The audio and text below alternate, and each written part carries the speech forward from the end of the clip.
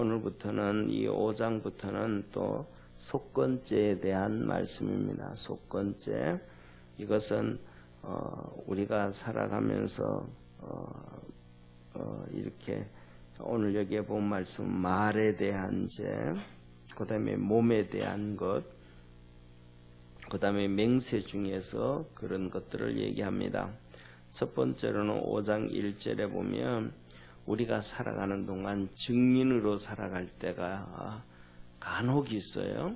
거의 우리가 꼭 이 증인이다 이 얘기는 법정에 서서 증거한다 그것뿐만 아니고 그것뿐만 아니고 우리가 살아가다가 보면 삼자 대면한다.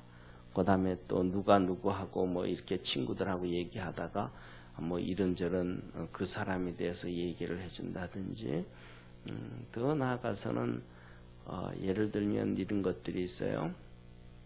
우리나라에는 거의 없지만은 미국 같은 경우에는 신용사회가 이렇게 되어져요. 그래서 보통 우리나라는 전세 이렇게 내고 그러지만 월세, 거의 대부분 전 세계는 월세 중심으로 돌아갑니다. 그렇게 되어지면 이제 저쪽 집에서 다른 데서 살다가 이쪽 아파트로 이사를 오게 되어지면 그냥 계약서 쓰는 게 아니고 그 다음에 계약서를 일단은 쓰고 난 다음에 확인하고 그 다음에 당신 우리한테로 이사 올 수 있습니다 하고 이제 통보를 해줘요. 그러면 이제 거기에 계약서에 쓸 때 통보했을 때 되면 뭘 쓰게 되냐 하면 내가 그 전에 살던 집 주소를 써야 돼요. 그리고 그 다음에 그 집 주소하고 거기에 있던 매니저 전화번호를 기록을 하게 됩니다. 그러면 이쪽에서 새로 들어오는 데서 매니저가 전화를 해요. 그쪽에 전화를 했는데 전화를 해서 이 사람이 진짜 거기 살고 있는 거 맞냐? 그 다음에 언제 이렇게 집 나가는 거 맞냐 확인을 하고, 그 다음에 더 나아가서는 뭐냐면 두 가지, 가장 큰 것 중에 두 가지를 물어봐요. 첫째로는 예를 들면 집마다 아파트마다 나름대로의 규정을 다 따로 세워요. 예를 들면 우리 아파트에서는 애완견을 키울 수 없습니다 라고 하면 그 애완견을 못 키우는 거예요. 정부에서는 키우라 그래도 우리 아파트는 안 됩니다 하면 못 키우는 거예요. 그런데 우리 아파트에서는 예를 들면 애완견을 키울 수는 있는데 옆집에 피해를 주면 안 되어지기 때문에 첫째 두 가지 수술을 해야 됩니다. 성대 수술, 소리를 밤에 고양이라든지 개가 막 짖으면 옆집에 피해를 주니까 이 성대 수술을 해야 됩니다. 그 다음에 두 번째로는 이 암컷이든지 수컷이든지 이 때가 되어지면 그냥 짝짓기를 하기 위해서 난리를 피우잖아요. 그렇게 되면 안 되기 때문에 그런 수술을 해야 됩니다. 그리고 그런 수술을 하고 난 다음에는 키울 수 있습니다. 그러면 정말로 그런 수술을 하고 제대로 키우는지 안 키우는지, 이런 첫 번째로는 그런 아파트마다의 규정을 잘 따르고 살고 있는지, 그 다음에 두 번째로는 집세를 잘 내고 있는지, 집에 이사가 들어왔는데 집세가 너무 많이 밀린다든지 문제가 있는다든지, 그 다음에 세 번째로는 부부가 살든지 가족이 살든지 혼자 사는 사람은 또 문제가 되겠지만은 프라이버시를 하기 때문에 이 사람 저 사람 들어오는 거는 문제가 좀 그렇지만은 특별히 이제 옆집에 피해를 줄 정도로 사람을 많이 데려온다든지, 옆집을 피해 줄 정도로 부부 싸움을 하면서도 소리를 많이 질러 가지고 옆집에 피해를 주게 한다든지, 이렇게 할 때 경우에는 이제 그 매니저한테 물어보는 거, 이 사람이 이런 것 하도 가정에 불화가 있어가지고 옆집에 피해를 주고 소리를 질러서 피해를 준다든지, 아니면 이런저런 수많은 이러한 것들이 있는지 확인을 하는 거예요. 확인을 해가지고 하는데, 그 사람 정말로 우리 여기에서 있을 때 젠틀하게 잘 살았다. 그러면 이제 전화해가지고 당신 우리한테 와서 살아도 된다 하고 받아들이는 거예요. 그런데 그게 안 되면 그게 이제 그 매니저가 이런 문제가 있었고 이런 문제가 있었고 이런 문제가 있었다라고 얘기하면 그 사람한테 아무리 생각해도 당신은 우리 아파트에 살기가 좀 어려울 것 같습니다. 뭐 구체적으로 이런 문제가 있기 때문에 이렇게 우리 아파트에서 못 삽니다. 그렇게 얘기는 할 필요 없지만은 이렇게 있기 때문에 그냥 다른 데 알아보는 게 좋을 것 같다고 그래서 거절을 합니다.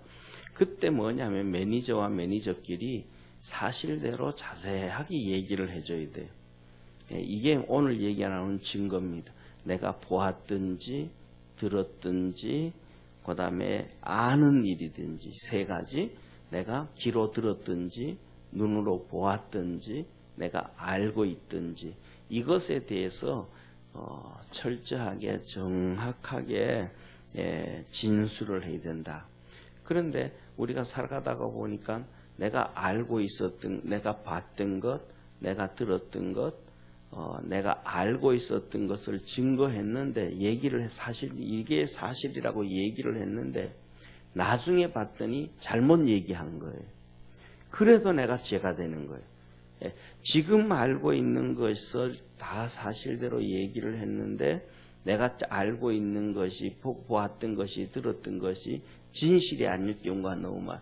거짓으로 얘기하는 것은 당연한 거고 그 다음에 바른 대로 얘기를 했는데 나중에 봤더니 이게 잘못 내가 진술되어진 거예요. 그랬대요. 그랬었음에도 불구하고 그것은 하나님 앞에서 죄가 된다. 그리고 그 사람에게도 죄가 되는 거죠. 왜? 잘못 증인을 했으니까. 이럴 때 하나님 앞에 속건죄를 드려야 된다. 그 다음에 두 번째로는 부정한 것에 다였을 때는, 이 부정한 것에 다였다 이 말은 죽음이에요. 죽음. 다시 말하면 죽음이라는 것은 부정이라는 거예요. 왜냐하면 이 죽음이라는 게 찾아온 근본 원인이 죄 때문에 찾아온 것이 죽음이에요. 하나님이 아담과 하와를 창조하시고 만드실 때는 이 죽음이라는 게 없었잖아요. 영원한. 그런데 선악과를 따먹고 죄를 짓고부터 시작해서 죽음이라는 게 찾아왔어요. 그러니까 죽음이라는 것은 부정이라는 거예요. 하나님 앞에서. 왜? 죄로부터 찾아온 것이 죽음이니까. 그래서 오늘 여기에 말씀하면 이 들짐승이라든지 가축이라든지 곤충이라든지 그 외 어떠한 것도 자기가 죽은 것을 이렇게 만졌을 때는 그것이 부정하다 이 말이에요. 부정. 내 몸이 죽은 것을 내가 만지고 난 다음에는 내 몸이 부정하다. 그래서 우리가 잘 아는 것처럼 신약에 보면 예수님께서 비유로 말씀해 주시잖아요. 한 사람이 예루살렘에서 여리고로 가다가 강도 만나서 겁안 죽게 되어졌다. 그때 제사장도 피해서 가고 레위인도 피해서 가고, 그런데 사마리아 사람은 가다가 그 겁안 죽은 사람을 보고 그냥 버려두지 아니하고 가서 이렇게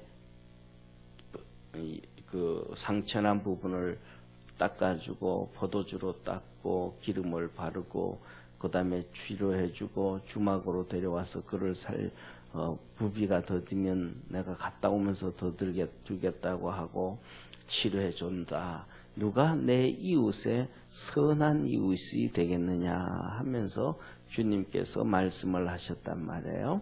그러면서 거기서도 보면 레위인이 피해갑니다. 제사장이 피해갑니다. 왜냐하면 만일에 그 사람이 죽었으면 죽은 사체를 만지거나 하면 자기가 부정을 해서 하루 동안 부정을 한 거예요. 하루 부정이 되어져서 속죄제를 드리고 하나님 앞에 이러한 이 속건죄를 드리고 이렇게 해야 되니까 자기가 해야 될 일을 할 수가 없는, 제사장으로서 하나님 앞에서 해야 될 일을 못하게 되어지고 그 다음에 또 레위인으로서 해야 될 일을 못하게 되어지는 경우가 초래하는 거예요. 그러니까 아예 그냥 피해서 가버리는 거죠. 그랬는데 주님은 하시는 말씀이 네가 하루 부정하는 것보다가 그 사람이 생명이 더 위독하다, 더 중요하다. 그러니까 이 사랑의 기중성, 이 중요성에 비교를 했을 때 부정보다가는 생명이 더 귀하다라는 것을 하나님이 우리에게 말씀을 해주고 계신 거예요. 그래서 뭐냐면 이렇게 되어지는 것이 바로 부정한 것, 사체를 다행했을 때 이런 것들이 부정한 것에 대해서 몸이 부정했다. 예, 그전에는 이렇게 귀로 듣고 눈으로 보고 알고 있는 것에 대해서 말에 대해서 부정을 하는 것이고, 두 번째로는 몸이 사체를 다했으므로 부정한 것이고, 그 다음에 세 번째로는 뭐냐 하면 우리가 살아가면서 무심 중에 맹세를 한단 말이에요. 무심 중에. 다시 이 말은 무슨 말이냐면 계약서를 쓴다든지 뭘 한다든지 뭐 해서 아주 중요한 일이 있을 때 내가 그것은 꼭 지키게 하고 이러한 그러한 맹세 그러한 맹세는 당연한 거겠지만은 그냥 생활 중에 맹세를 부지 중에 한다 이 말. 그런 경우가 예를 들면 뭐라 그럴까, 그게 표현이 적용이 될는지 모르겠지만은 우리가 아이들을 키우면서도 너 이거 하면 내가 이렇게 해줄게라고 하면서 이런저런 맹세를 하잖아요, 그죠? 맹세를 한단 말이에요. 그런데 그런 맹세 중에서도 무조건 그런 맹세가 잘못됐다는 게 아니고 그런 맹세들이 이런 것들이 잘못됐다고 나중에 깨닫게 되고 느껴졌을 때, 그래서 오늘 여기 증인으로, 그 다음에 몸의 부정으로, 그 다음에 말의 맹세로 이러한 것들을 그때는 몰랐었는데 나중에 봤더니 내가 그거 잘못된 것, 내가 잘못됐는데 깨닫게 되어지는 거예요. 그래서 이 깨닫게 되어지는 것이 쉽게 말하면 천차만별이란 말이에요. 어떤 사람은 금방 깨닫고 어떤 사람은 못 깨달아요. 어떤 사람은 지금 여기서 말씀하시는 것보다가 더 큰 죄를 지었는데도 더 큰 죄를 짓고 난 다음에도 그것을 못 깨닫는 사람이 정말로 많죠. 그 마음속에 우리가 그런 얘기 하잖아요. 하나님 앞에 11조를 드리든지 감사헌금을 뭐든지 할 때 헌금을 드리는 것도 하나님의 은혜가 있어야 된다. 믿음이 있어야 된다. 이 두 가지를 얘기해요. 하나님의 은혜가 있어야 드리게 되고 믿음이 있어야 드리게 된다. 믿음이 없으면 못 드린다. 이런 얘기하는 것처럼 하나님의 은혜로 우리가 깨닫게 되어지는 것도 하나님의 은혜라는 거예요.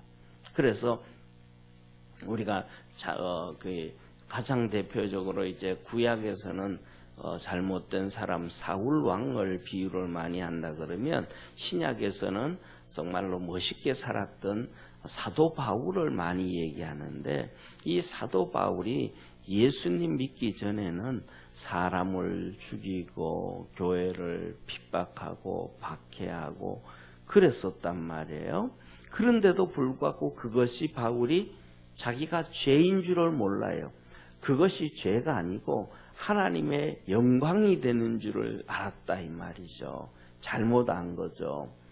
그런데 예수님을 믿고 났더니 이게 엄청나게 큰 죄라는 것을 그때서야 깨달은 거예요. 교회를 핍박하는 게 그냥 교회를 핍박하는 게 아니고 예수 그리스도를 핍박하는 거라는 걸 깨달았고, 성도를 죽이고 핍박하는 것도 성도 개인만 죽이고 핍박하는 게 아니고 또 예수님을 핍박하고 죽이는 것이라는 것을 깨달았단 말이에요. 그러니까 이것을 깨닫는 것은 정말 하나님의 큰 은혜예요. 그 다음에 나중에 우리가 잘 아는 것처럼 여러 번 말씀드렸지만은 사도 바울이 임종 가까이 갔을 때는 자기가 죄인의 개수라고 그래요. 그러니까 죄를 안 짓는데도 자기 죄가 너무 크다는 것을 그냥 절감하게 느끼는 거예요. 그런데 어떤 사람은 정말로 죄를 많이 짓고도 죄인인 것을 못 깨닫는 사람들이 정말로 많다. 사도 바울이 예수 믿기 전처럼 살인을 하면서도 죄인 줄을 몰라요. 교회를 핍박하면서도 죄인 줄을 몰라요. 그러니까 이렇기 때문에 뭐냐면 이 속건죄에 대해서는 하나님의 은혜를 입으면 입을수록, 하나님의 은총을 입으면 입을수록, 믿음이 좋으면 좋을수록 자기가 깨닫게 되어지는 것이고, 그렇지 않으면 깨닫지를 못하는 거예요. 예. 그러니까 오늘 여기에서는 살아가다가 이거 내가 잘못했네, 내가 지난번에 그 말을 잘못했네, 그때 내가 몸이 부정했었네, 내가 잘못했었네, 이런 깨닫게 되어질 때 하나님 앞에 이제 어린 양이나 어린 염소, 암양과 암염소를 가지고 와서 하나님 앞에 속건죄를 드린다라는 얘기예요. 이 말씀을 보면서 오늘 여기까지만 보면 레위기 1장 속죄제, 번제, 2장 소제, 3장 화목제, 4장 속죄제, 5장 속건죄까지 오면서 보면 정말로 우리는 매일매일 그리고 매 시간마다 하나님 앞에 나가서 죄를 자복하고 제사를 드리고 회개를 하고 예배를 드려도 부족한 거예요. 왜? 너무 많이 죄를 짓고 있더라는 거예요. 그래서 갈라디아에서 하나님이 뭐라고 말씀하셨냐면 이러한 것들 앞으로도 계속 나온단 말이죠. 앞으로도 계속해서 죄에 대해서 이 예배에 대해서 제사에 대해서 나오는데 이것이 뭐냐 하면 이러한 율법들은 너희가 죄인인 것을 깨닫게 하려 함이니라. 우리가 정말 하나님 앞에서 죄인이라는 것을 깨닫게 하기 위해서 하나님께서 이렇게 가르쳐 주시고 말씀해 주셨다. 그래서 우리가 항상 이 죄인이라는 것을 깨닫고 겸손하게 살아갈 수 있고 낮아질 수 있는 그러한 축복의 우리 믿음의 성도가 되어야 됩니다. 그러니까 자기가 낮아지지 아니하면 하나님 앞에서 정말로 용서받을 수도 없고 회개되어질 수도 없어요. 그러니까 하나님 앞에서 우리가 신앙생활하면서 육신도 낮아지지 아니하는 사람은 영적으로는 더더욱 낮아질 수가 없어요. 왜냐하면 육신으로는 쉽게 말하면 그렇잖아요. 보세요. 쉽게 육신으로는 우리가 옆에 있는 사람한테 죄송합니다 하고 고개를 숙일 수가 있잖아요. 그러니까 마음으로는 안 숙여도 그냥 행동으로라도 숙일 수가 있다 이 말이에요. 쉽게 말하면 마음으로는 아니래도 행동으로도 고개를 숙일 수가 있는데 그런 것들을 우리가 눈으로 보고 귀로 듣고 인식할 수가 있단 말이에요. 그런데 더더욱 중요한 것은 영적으로 내가 고개를 숙이고 엎드리는 것은 볼 수가 없는 거예요. 확인할 길이 없는 거예요. 그렇잖아요. 그죠? 육신은 내가 고개를 숙이면 나도 보이고 나도 인식이 되어지고 마음으로는 저놈 나쁜 놈인데 그냥 고개 숙여주지 뭐 하고 내가 숙이는 게 내 자신이 보여지고 알게 되어지는데 영적으로는 그것을 볼 수가 없다 이 말이에요. 그러니까 육신적으로 고개를 숙이고 낮아지고 겸손해지지 아니하는 사람이라면 영적으로는 더더욱 안 된다. 육신으로 그렇게 교만하면 영적으로는 더 교만해질 수밖에 없다.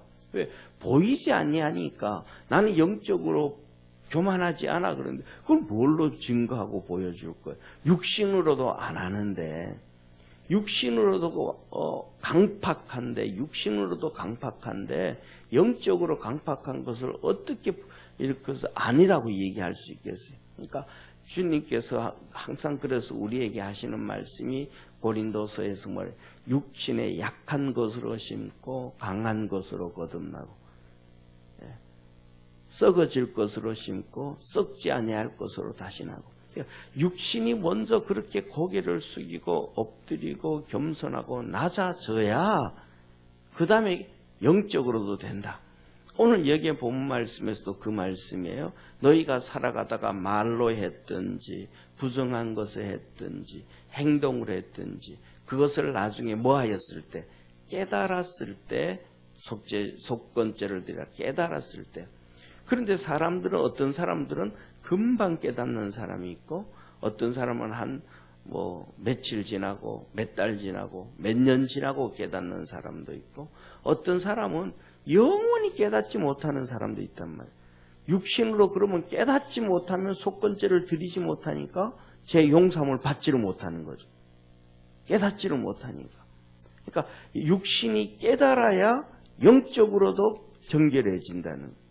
육신으로 깨닫지 못하면 영적으로도 안 된다는 거예요. 그래서 우리가 오늘 이 본 말씀 보면서 두 가지예요.